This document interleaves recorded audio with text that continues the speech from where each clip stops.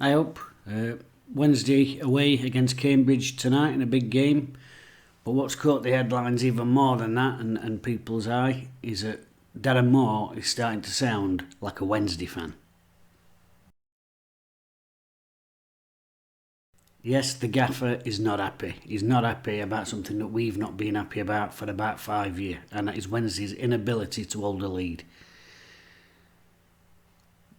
It's something that we saw probably the back end of the Carlos last season, into Josh season. The two Steves, Steve Bruce, Lahukai, Monk, Thompson, Bullen. It's just gone on, and it's carried on into this season. So far this season, Wednesday have dropped 7 points in the last 10 minutes of a football match. They're the only team in the division who haven't scored a goal in the last 10 minutes of a football match. Those 7 points they've dropped would have seen us, funnily enough, top of the table above Ryan Lowe's Plymouth. And eventually, after years, Wednesday fans got annoyed with it, the gaffer has got annoyed with it too, and this is what he's had to say.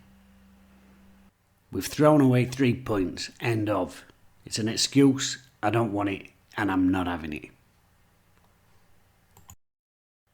Ooh. I've got him there, big Darren Moore, big unit. Despite all that, and people saying, oh, but he's an handful and this, that, he's always come across as quite a calm character to me, and I sometimes wonder maybe a bit soft. I don't know the man, but that's just the impression I've got. I think that patience of his is starting to wear thin, just as it's worn thin with all of us over the last 4 to 5 years. He says he's going to have him in the classroom. Well, that's bad a modern game. I don't know if I'm on pitch myself. But he's going to have him in the classroom and he wants it ironing out. And he said there's no excuses. He said it's nothing more than a lapse of concentration and people aren't concentrating hard enough. How you change that, I don't know. Maybe you get them to do more Sudoku puzzles before they go to bed instead of playing about on FIFA and their tablets or whatever it is they do. But he's not happy, and I've got a feeling now it's going to get laid online for a few players.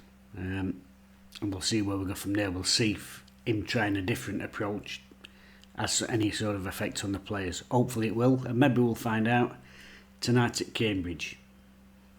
So here's Cambridge's most recent 5 results.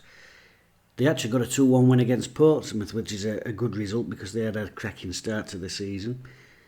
2-2 with Fleetwood, we know all about them. Lost 2-0 at Gillingham. It's funny, all these teams we're playing lately, they all seem to be having quite a struggle against Gillingham, and yet they're not pulling any trees up. I think they just must be one of them tough sides. A 2-2 against Paul Cook's Ipswich Town, who have been having their own struggles this season. And then another 2-2 draw against Crewe Alexandra.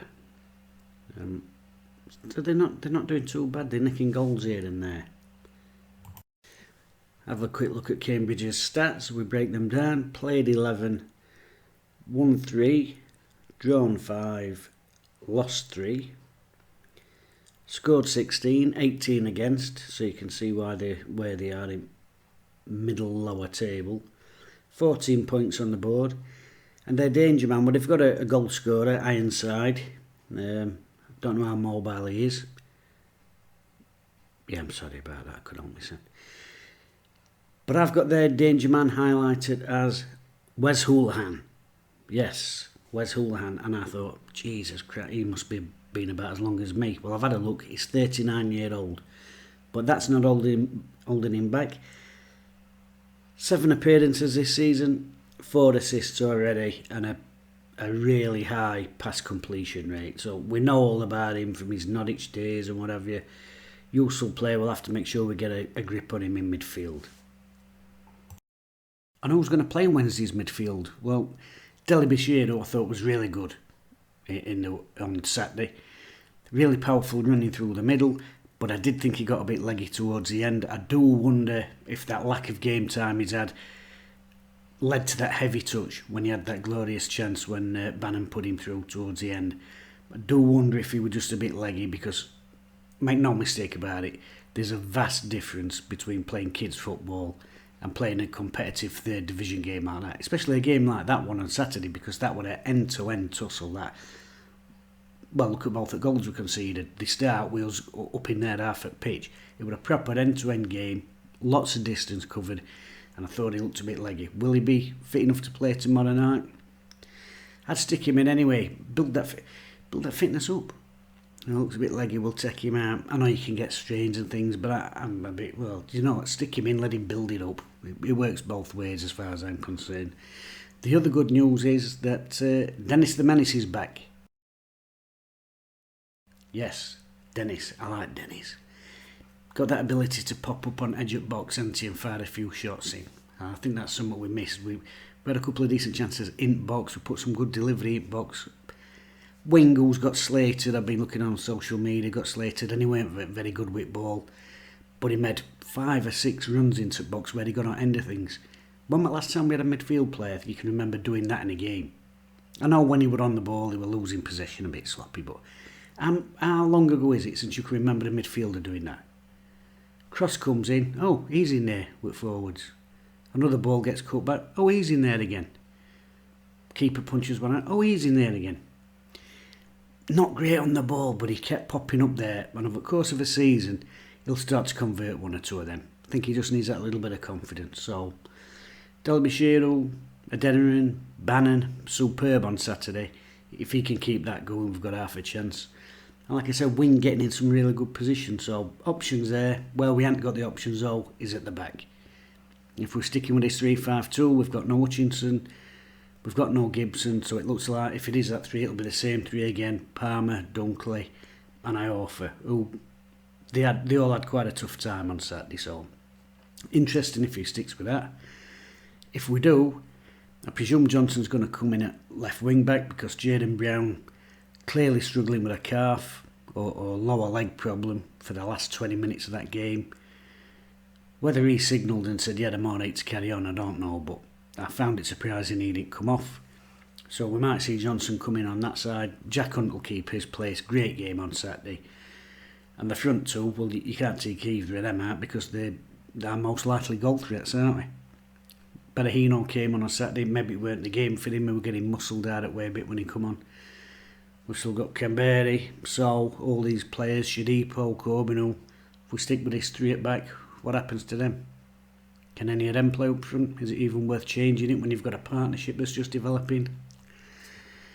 We'll see. We'll see. A lot of it might depend on the way that Cambridge line up, and apparently they line up with a 4-2-3-1. This was their team from their last game, so it was Milov in net, Williams, Jones, Masterton and Ardale. Is it Ardale?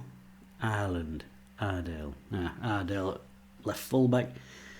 Midfield 5, May and Digby in the holding positions, Tracy, Houlihan and Brophy in the attacking positions, and obviously our man Ironside up at centre forward.